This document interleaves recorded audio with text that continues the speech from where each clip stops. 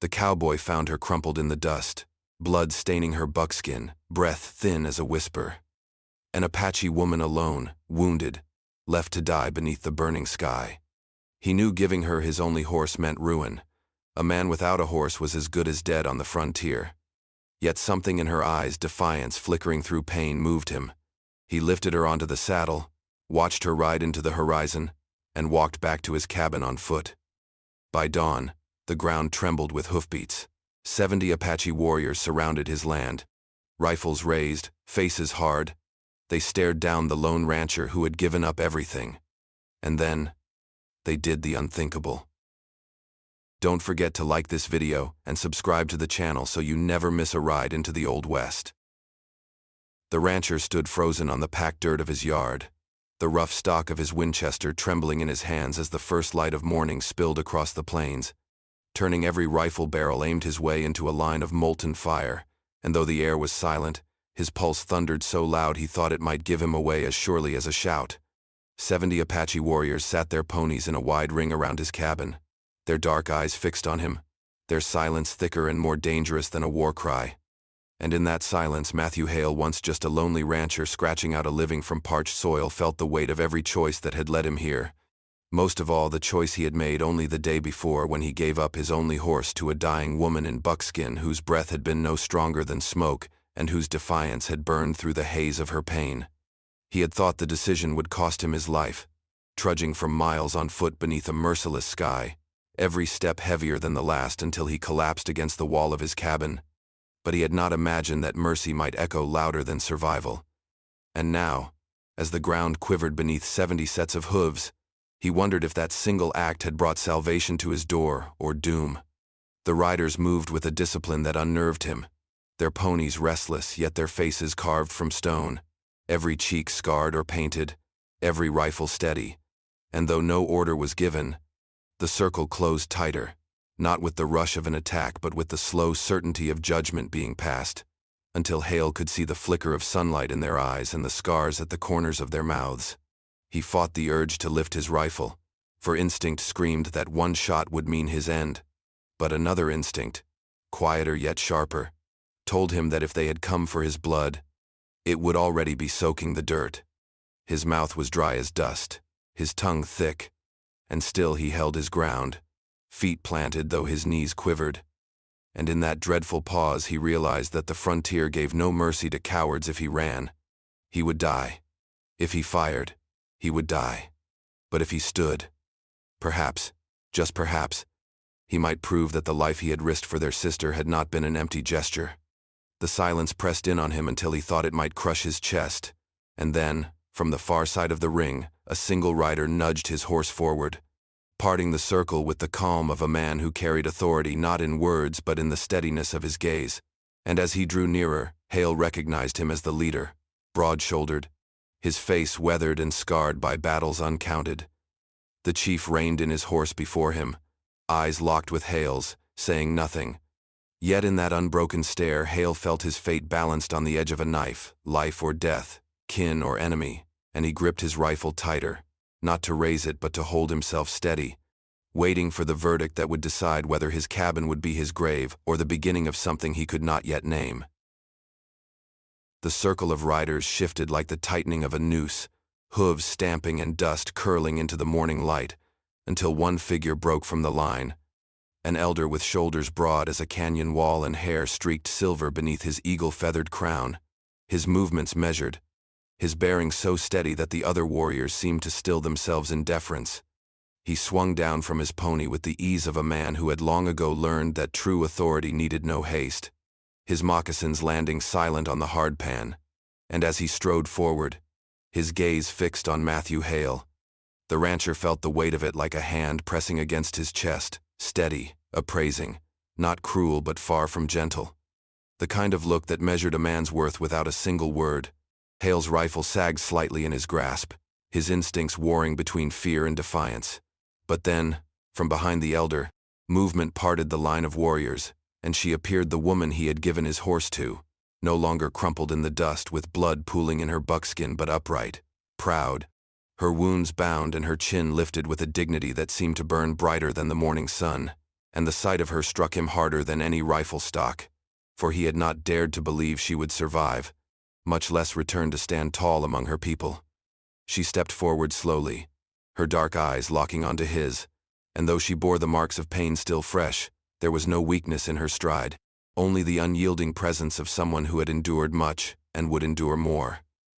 And when she halted at the elder's side, she raised her hand, not to condemn him, but to gesture toward him, her fingers trembling with something that looked perilously close to reverence. Murmurs rippled through the warriors, low and indistinct, but the elder silenced them with a single lift of his hand, his gaze never leaving Hale's face. And in that silence the rancher understood the enormity of the moment. He was no longer a man facing death for trespass, no longer a fool who had bartered his only horse for the faint hope of a stranger's survival, but a man being weighed in the balance of a people who had lived and bled on this land long before his cabin had ever been raised.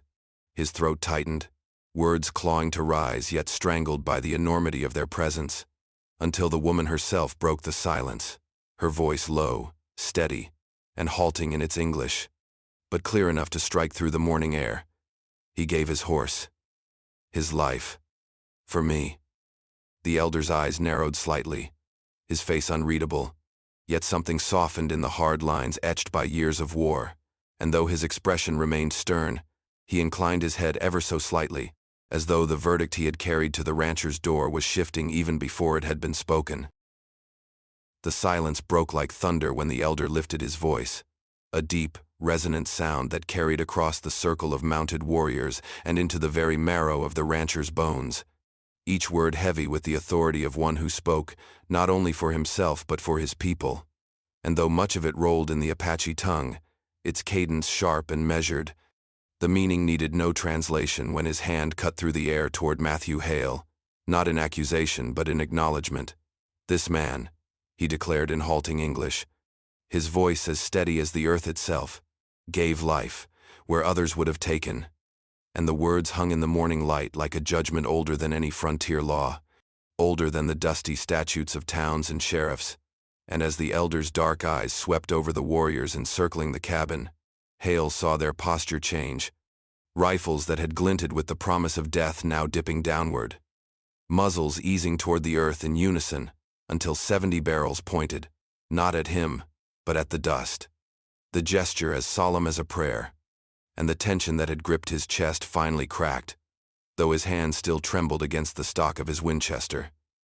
The elder stepped closer, his weathered face lit by the pale fire of dawn, and with a hand scarred by years of war he touched his chest, then gestured to Hale, a sign that spoke louder than words.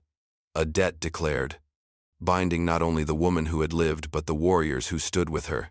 And though Hale's throat burned with disbelief, the woman's voice rose again, clear, this time, stronger, the timbre of someone who carried both pride and gratitude in equal measure. "In our law, mercy is sacred. Who gives life is given life." Her words rippled through the circle, echoed in murmurs among the mounted men, not derisive but reverent, and Hale felt his world tilt, the fear that had been a stone in his gut shifting into something stranger, heavier still responsibility. He had not acted out of cunning or calculation, only instinct and a flicker of decency in a land where decency was often a death sentence, yet now that act had become a covenant, a bond pressed upon him whether he sought it or not. And as the sun rose higher, painting the ring of warriors in copper light, he realized that in giving up his horse he had purchased not just her survival but his own place in a law he had never known existed, a law as unforgiving and sacred as the desert itself. The rifles lay lowered, the circle loosened, and though the air was no less charged, it carried with it not the certainty of death but the weight of belonging, a debt written in blood and mercy that would change his life as surely as if the land itself had opened and swallowed the man he once was whole. The murmur of voices faded into a reverent hush as the elder lifted his arm, and from the circle a warrior rode forward leading a horse unlike any Matthew Hale had ever seen, a stallion black as midnight, with a mane that shimmered in the sun like threads of raven's wing. Its muscles taut, its eyes sharp yet calm, the kind of beast bred not for plow or pack, but for speed and endurance across the cruel distances of the frontier. And when the warrior stopped before him and placed the reins in Hale's hands, the rancher's breath caught in his throat, for he knew instantly this was no payment, no bartered return for the mount he had given away, but something far weightier, a gesture that carried with it the weight of law, of tradition, of honor carved into the bones of a people who did not give lightly. The elder's voice rang out again, each word deliberate, echoing in both Apache and in halting English. Not gift, not trade, bond, his horse for her life. Our horse, for his courage. The meaning struck like a hammer. This was not a transaction but a sealing, a recognition made in front of 70 warriors, in front of the woman whose blood he had saved, and in front of the very land that bore witness to every act of mercy or cruelty. His hands, rough from years of toil, trembled against the leather reins, and though the rancher had once been mocked in town for his poverty, for his meager herd and failing fences, in that moment he stood tall, a man honored by those who owed him nothing yet gave him everything that mattered, and he felt the eyes of the warriors shift, not with scorn but with respect, their gazes steady and unflinching as though to say, "You are no longer just a man alone on the edge of the desert, you are tied to us, bound by the same cords that bind blood and oath." The woman stepped closer, her hand brushing the stallion's neck, her voice softer now yet ringing like iron against stone. "You gave with no thought. They answer with what cannot be bought." The horse stamped once, snorted, and Hale felt a strange surge in his chest, a mixture of pride, fear, and awe, realizing that where he had expected to be erased, he had instead been written into a story larger than his own. Even as he took the reins, he knew this gift was no shield from danger. If anything, it marked him forever, sealing him in a bond visible to friend and foe alike. But as the stallion's warm breath curled against his arm, he accepted it, not as wealth or recompense, but as belonging, as if the very desert had witnessed the exchange and whispered, "This man is no longer just himself, but something more."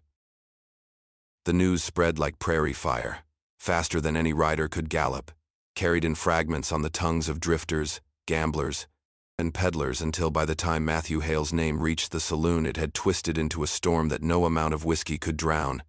And in that smoke-choked room where men measured each other with eyes as sharp as the cards in their hands, his act of mercy was told and retold, each version darker, more dangerous than the last. One man swore he had seen Hale riding at the center of 70 Apache warriors, his face painted in their colors, while another insisted he had traded his soul for their protection.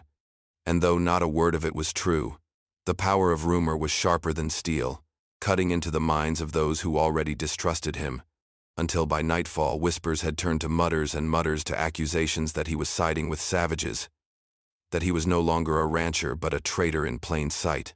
Men who once ignored him now spat when his name was spoken. Women drew their children away from the road leading to his land, and yet beneath the froth of hatred was something more insidious still. Fear, the kind that hollowed men's laughter and made their eyes dart toward shadows. For however much they mocked him, none could shake the image of 70 rifles lowering as one in his defense, nor forget the black stallion gifted to him in daylight before the entire desert's gaze, and the thought that a man once pitied for his poverty now stood bound to a people who had resisted armies unsettled even the bravest. Some ranchers muttered over bar tables that such an alliance could upset the balance of land and water, that if Apaches placed one boot on white soil with his blessing, then no fence would hold, no deed would matter. And in the dark corners where whiskey soured into bitterness, others began to plot, their voices low but sharp, saying no rancher could be allowed to carry both the mark of Apache honor and the rights of a settler, that such a bridge between worlds was more dangerous than any raid. In that moment Hale's lonely obscurity was gone, replaced by the firestorm of suspicion, and where once his cabin had been just another shadow on the plains, now every board and nail of it seemed to glow in the eyes of the town like a lantern too bright to ignore. And so the saloon filled with smoke, dice rattled, coins clinked, yet the talk always circled back to him, to the man who had given away his horse to a dying woman and somehow gained a tribe. And though Hale himself sat in silence miles away with the fire crackling in his hearth, he was there in every whisper, in every spit of contempt and every flicker of dread, caught in the mouths of men who could not decide if he was fool, outlaw, or something far more dangerous, a man with nothing to lose who had suddenly been given more power than they could stomach, and whether by bullet or law, someone would make sure the fire his mercy had sparked would not burn unchecked. The days after the riders withdrew did not bring quiet so much as a different weather, and the Apache woman chose to linger like rain that refuses to move on, moving through Matthew Hale's small spread with deliberate purpose, her moccasins whispering over packed dirt while she and the rancher sat shoulder to shoulder against the unending small ruins men and storms leave behind. Rails had to be lifted, wire pulled tight, troughs scrubbed, the lean-to braced.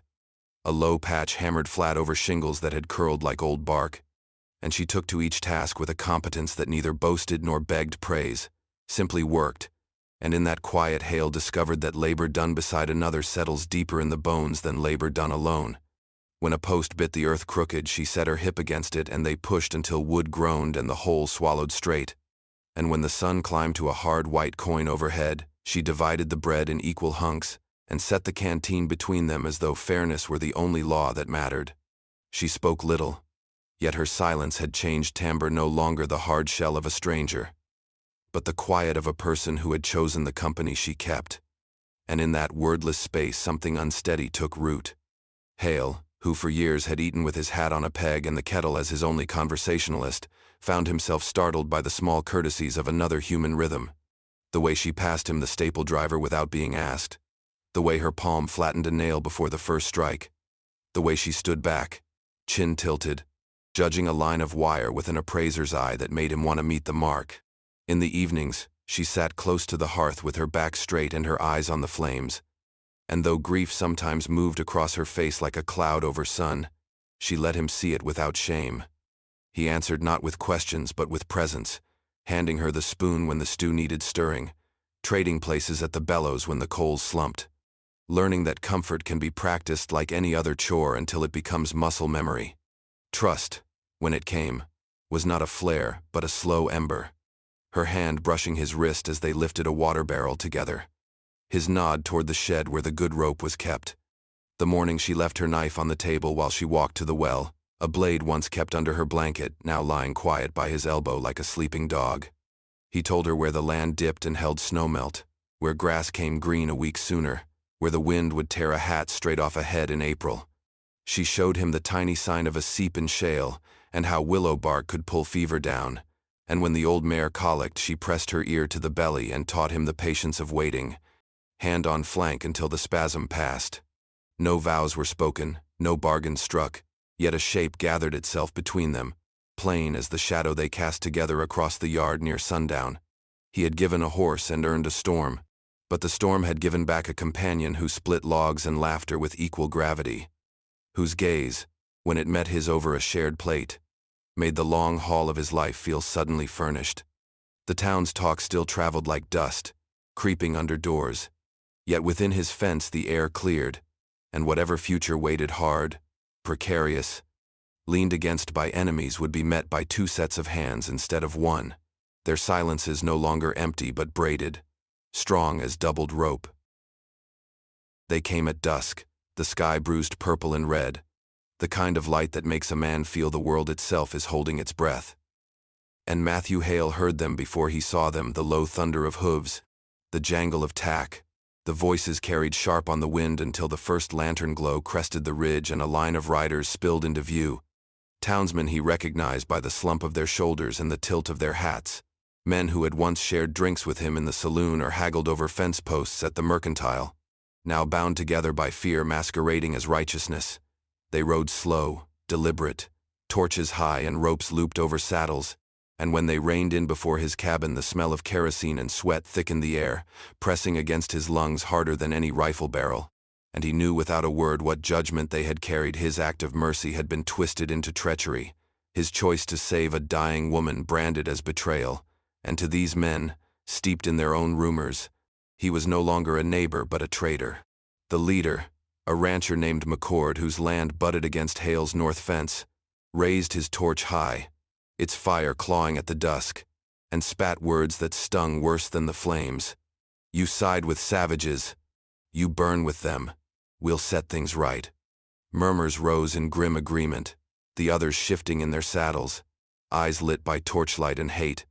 Yet beneath their anger, Hale sensed something darker, fear that he had bridged a divide they had always trusted would remain unbroken.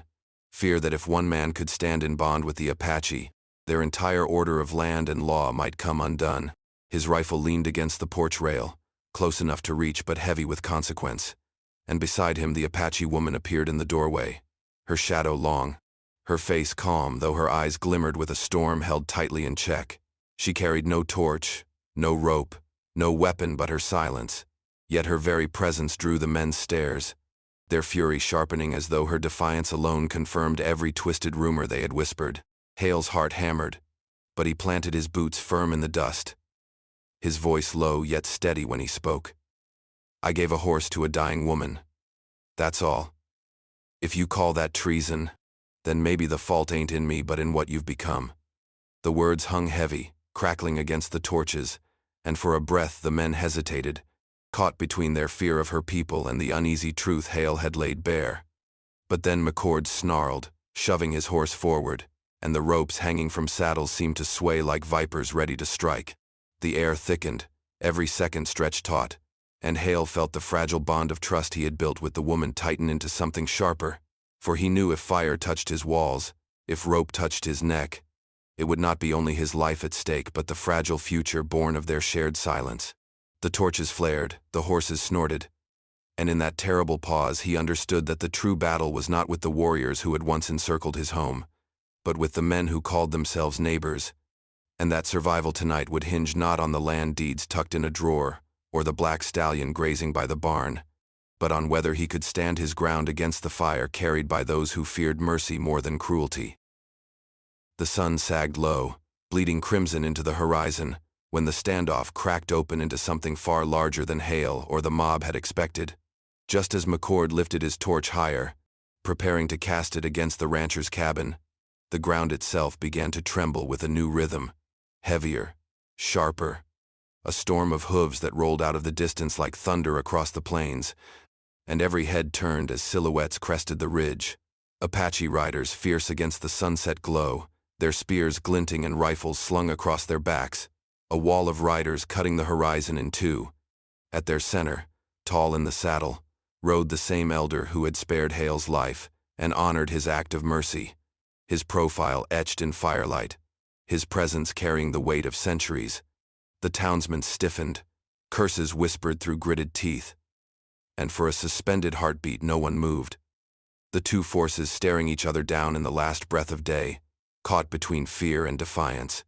Hale felt his lungs clench, his body strung tight as a bowstring, because he knew a spark, one careless twitch, one torch dropped, one rifle cocked would unleash a bloodletting neither side could call back, and his homestead would become the grave for more than just cattle and pride. The Apache woman stepped forward, her feet bare against the dust, her chin raised not in submission but in claim, and though she spoke no word, her presence was declaration enough.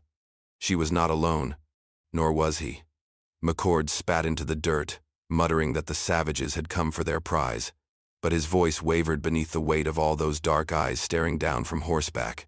The chief raised his hand, and the Apache warriors fanned out, torches and rifles mirrored by their own steel, encircling the townsmen as easily as they had once encircled Hale himself, until the balance of power shifted like sand in a storm. The mob that had ridden so proudly with their fire and ropes now looked less like righteous executioners and more like boys who had bitten off a mouthful too large to swallow. Hale's heart pounded, sweat cooling on his skin, and he understood then that he stood not between enemies but at the thin seam where two worlds pressed, neither willing to bend, each a breath from tearing the earth apart. He stepped forward, voice rough yet steady, trying to cut through the rising growl of tension. "This land don't need more graves. You came to burn me out now, look around. You'll light the whole world on fire if you strike." Some of the men shifted uneasily, their bravado shrinking against the wall of riders, but McCord's face twisted hard, his torch shaking in his grip as pride warred with fear. The air grew so still, Hale swore he could hear the cattle breathing in the barn, every sound sharpened by the possibility of violence, and he knew that if steel and fire clashed, there would be no winners, only ash. The chief lowered his hand slowly, a command unspoken but felt, and his warriors waited, taut and silent, their gaze heavy on the mob. The dying light pooled across the dust, and in that breathless silence, the frontier held its judgment. Would men choose hate, or would they choke it back before nightfall swallowed them all? The air between the two camps hung sharp as a blade, the fading sky bruised with purples and gold. When the chief nudged his horse forward into the open dust, every eye tracking his movements, the mob shifting with unease, as if the elder's calm carried more threat than any rifle. He reined in before Hale, gaze steady, voice carrying in the hush of dusk, and what he spoke was not threat but a burden heavier than any chain. "Stand with us, and you will never stand alone again." The words struck Hale like the butt of a rifle, because bound inside them was a choice that would echo longer than gunfire, the promise of peace, protection, kinship with a people who had bled across the land, but also the certain scorn of his neighbors, the wrath of the town, and the loss of any place he'd once held among his kind. The rancher's throat worked dry, eyes flicking from the chief's solemn face to the circle of warriors poised and waiting. Then to the mob of men from town, his so-called kin gripping their torches and rifles tighter, their expressions twisted with contempt, their hatred louder than their silence. McCord's sneer carved across the gathering. "You hear that, boys? He's toasting with the savages. No rancher of ours anymore." The men muttered, restless, and Hale felt the gulf beneath his boots widening, 1 foot on each world, each step forward sealing his exile from the other. The Apache woman moved closer, her dark eyes burning into him, a question unspoken but fierce. Would he let the mercy he had shown her end here, with fire and betrayal, or would he hold his ground, even if the cost was everything?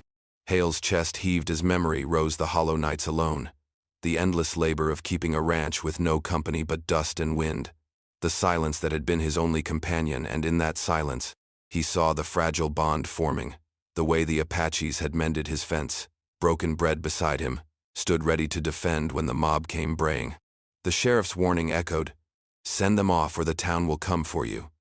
But Hale realized the town had never stood for him. They mocked, whispered, condemned him long before this night. And now, before him, was a chance at something larger than one man's survival. He felt the weight of both sides pressing, like 2 rivers colliding in flood.